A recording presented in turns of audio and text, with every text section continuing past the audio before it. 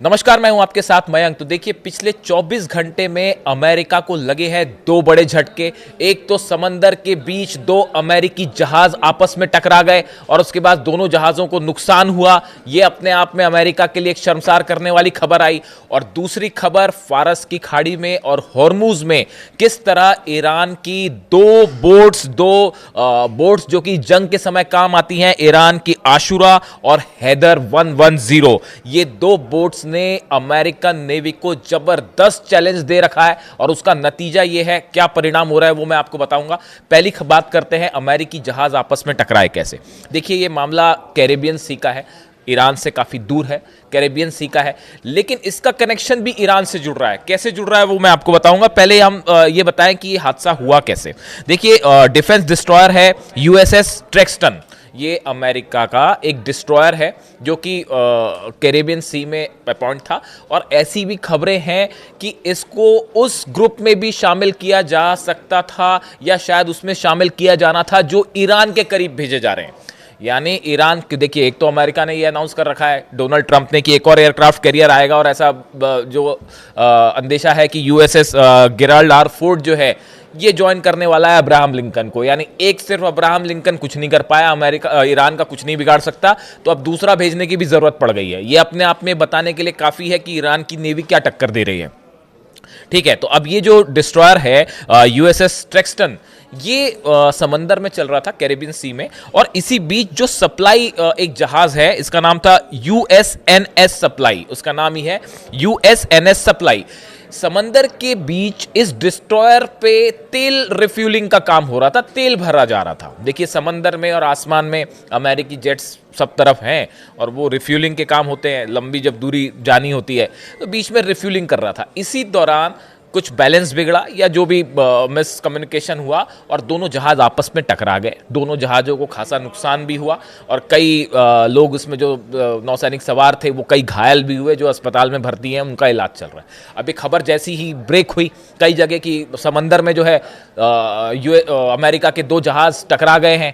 और जब ये खबर स्टार्ट हुई तो सबसे पहले सबको ये लगा, सोशल मीडिया पे अचानक से खबर फैल गई कि भाई कहीं ईरान ने हमला तो नहीं कर दिया और कोई यूएस के दो शिप तो नहीं डुबा दिया। आप देखिए कैसे किस तरह का खौफ जो है वो है देखा जाता है। और वो खबरें एकदम से फैल गई कल कि ये दो जहाज अमेरिका के टकरा गए हैं, दो जहाज तबाह हो गए हैं, इस तरह की खबरें चल पड़ी। हालांकि जहाज तबाह नहीं हुए, टकराए, उनको आपस में नुकसान हुआ और जो लोग घायल हैं उनका इलाज चल रहा है। अब इसमें से जो एक डिस्ट्रॉयर है यूएसएस ट्रेक्सटन, ये बताया जा रहा है कि ये ज्वाइन कर सकता था उस ग्रुप को जो कि मिडिल ईस्ट भेजा जाना है। अब हकीकत क्या है वो पता चलेगी।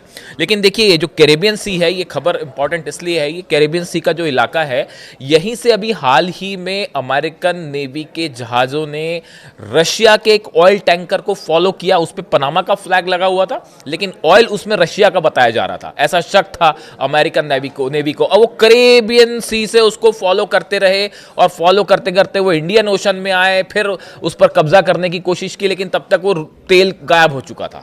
तो ये अपने आप में एक बड़ा झटका था अमेरिकन नेवी को कि भाई इतनी दूर से फॉलो करते हुए आए, लेकिन रशियन तेल जो है वो पहले ही गायब हो गया या उसमें तेल था ही नहीं। तो देखिए, कहने का मतलब ये है कि वेनेजुएला ऑपरेशन के दौरान भी अमेरिका ने कैरेबियन सी में अपने कई जहाज तैनात कर रखे थे और वो बड़ा आपाधापी मची हुई है, इसको फॉलो कर रहे हैं, उसको फॉलो कर रहे हैं। उस चक्कर में जो है अल्टीमेटली ये दो जहाज आपस में टकरा गए। ये बात हो गई कि अमेरिकी जो जहाज टकराए उसकी। अब देखिए, दूसरी बात करते हैं हम फारस की खाड़ी में और हॉर्मुज में। कैसे स्ट्रेट ऑफ हॉर्मुज में ईरान की दो बोट्स, खास तौर पर अगर हम बात करें ईरान की आशुरा और ईरान की हैदर 110, ये दो बोट्स ने किस तरह पूरी अमेरिकन नेवी को बड़ा चैलेंज दे रखा है। देखिए, ये पहले हम इसकी बात करें, फिर उस प्लान की बात करेंगे और शायद यही वजह है कि अब तक अमेरिका आखिर हमला क्यों नहीं कर पाया और क्यों दूसरा एयरक्राफ्ट कैरियर जो है वो भेजने की नौबत आ गई है। देखिए, ईरान की जो आशुरा है class boat, Islamic revolutionary guard corps यानी आईआरजीसी की, इसने इस बोट को डेवलप किया है और ये इसका इस्तेमाल करते हैं। ये सबसे तेज और फुर्तीली बोट्स में से एक माना जाता है जो समंदर में कोई भी नेवी इस्तेमाल करती है। इसकी रफ्तार 200 किलोमीटर प्रति घंटा हो जाती है। इसमें एंटी शिप मिसाइल्स हैं और ये रडार पे अपने सिग्नल बंद करके रडार से गायब भी हो जाती है। ये बात हुई आशुरा की। अब बात करते हैं हैदर 110 की। यह एक बेहद आधुनिक अति तेज मिसाइल बोट है जिसे आईआरजीसी ने तैयार किया है, और यह भी 200 किलोमीटर प्रति घंटा यानी कम से कम 110 नॉट्स की स्पीड से जो है वो समंदर में चल सकती है, और दुनिया की सबसे फास्ट लड़ाकू बोट्स में से एक मानी जाती है। और इन सब में जो है इस पे भी जो एंटी शिप मिसाइल्स तैनात हैं, और अब ये भी कहा जा रहा है कि ये जो एंटी शिप मिसाइल्स हैं ये कई सारी मिसाइल्स चाइना ने भी प्रोवाइड की है। अब देखिए प्लान क्या तैयार किया गया। जो प्लान ईरान ने तैयार किया, ईरान के पास एयरक्राफ्ट कैरियर नहीं है, वो अब्राहम लिंकन है, यूएसएस गेराल्ड आर फोर्ड दूसरा एयरक्राफ्ट कैरियर भेजा जा रहा है। लेकिन जो नौसेना से जुड़े एक्सपर्ट्स बता रहे हैं कि ईरान ने प्लान तैयार किया है कि ये जो आशुरा और हैदर 110 बोट्स हैं, ऐसी करीब 100 से ज़्यादा बोट्स जो है वो हार्मूज में और फारस की खाड़ी में ऑलरेडी उतार दी गई हैं। बाकी कितनी है उसकी मैं बात नहीं कर रहा हूं, जो ऑलरेडी हॉर्मूज में और फारस की खाड़ी के आसपास जो है उतार दी गई हैं 100 से ज्यादा बोट्स। इन सब में एंटी शिप मिसाइल्स लगी हुई हैं। अब जो आकलन किया जा रहा है, जो प्लान ये है कि अगर किसी भी तरह का हमला अब्राहम लिंकन से होता है, या जो 9 डिस्ट्रॉयर्स अब्राहम लिंकन के को पीछे बैक करते हैं, अगर इनसे किसी भी तरह का हमला होता है तो ये 100 की 100 से ज़्यादा शायद ज़रूरत पड़ने पे और उतारी जा सके, ये हैदर 110 और आशुरा जो है वो सीधा अटैक कर सकती हैं अब्राहम लिंकन की तरफ। अब आप देखिए करीब 700 किलोमीटर के डिस्टेंस पे बताया जा रहा है अब्राहम लिंकन है ईरान के वाटर्स से।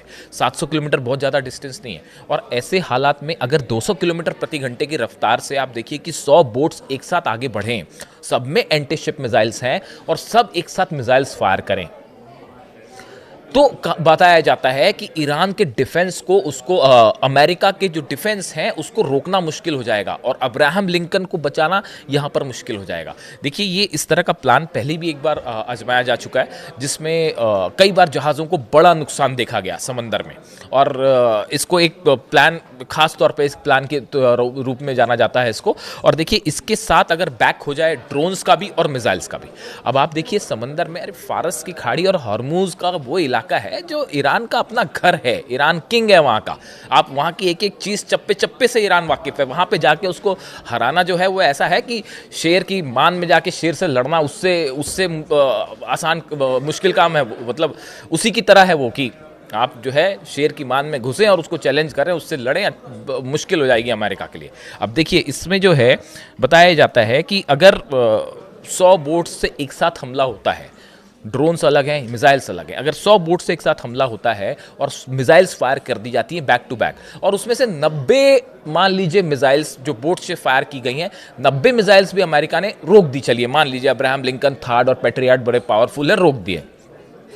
लेकिन अगर 10% मिसाइल्स भी अब्राहम लिंकन पर गिर गई तो वो अब्राहम लिंकन को डिस्ट्रॉय कर सकती हैं, ऐसा एक्सपर्ट्स बता रहे हैं कि अगर एक साथ मिसाइल्स फायर होती हैं, 90% भी अगर आपने मिसाइल्स को इंटरसेप्ट कर लिया, लेकिन 10% मिसाइल्स भी अगर गिरती हैं अब्राहम लिंकन पर या डिस्ट्रॉयर्स पर, तो ये बड़ा चैलेंज हो जाएगा।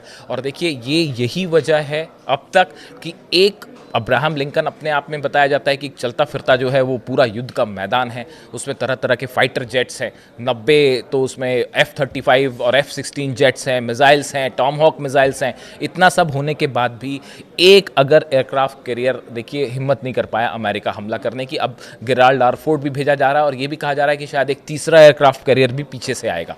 लेकिन जो बात तय है वो बात तय ये है कि अमेरिका ने अपना डिप्लॉयमेंट और बढ़ा दिया है, खासकर नेतन्याहू और ट्रंप की मुलाकात के बाद।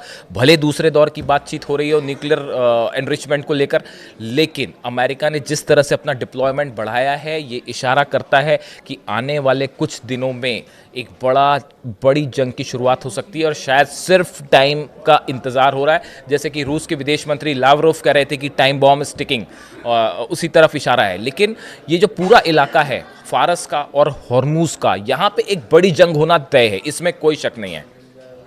ये बात अमेरिका भी अच्छे से जानता है कि यहाँ ईरान को चैलेंज करना मुश्किल है, और अगर ईरान कभी भी कुछ भी कर सकता है। यही वजह है कि अपने शिप्स को आदेश दिया अमेरिका ने कि यहाँ से जो कमर्शियल शिप्स जा रहे हैं खासकर होर्मुज से, वो जो है ईरान की सीमा से, ईरान के वाटर्स से दूर रहें। और अगर किसी तरह का कोई अटैक होता है ईरान की तरफ से या ईरान कोई कैप्चर करता है तो आप उसको किसी तरह का रिटेलिएशन ना करें, उसको प्रोटेस्ट ना करें।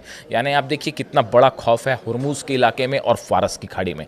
इस हुर्मुज और फारस से जुड़े जो भी अपडेट है मैं आप तक पहुंचाऊंगा, लेकिन फिलहाल हालात ऐसे हैं। जो पिछला हमला हुआ, जो ब्लास्ट हुए हैं ईरान की सेना के काफिले पर जो हमला हुआ है, बताया जा रहा है कि इसका जवाब देने की बड़ी तैयारी हो रही है ईरान में। और एक बार फिर मैं रिपीट कर रहा हूं कि जल्दी ही कोई बड़ा रिएक्शन देखने को मिल सकता है इजराइल के ऊपर। हालात पर नज़र है, इससे जुड़ा जो भी अपडेट होगा मैं आप तक पहुंचाऊंगा। कमेंट करके बताइए वीडियो कैसा लगा। Thank you so much.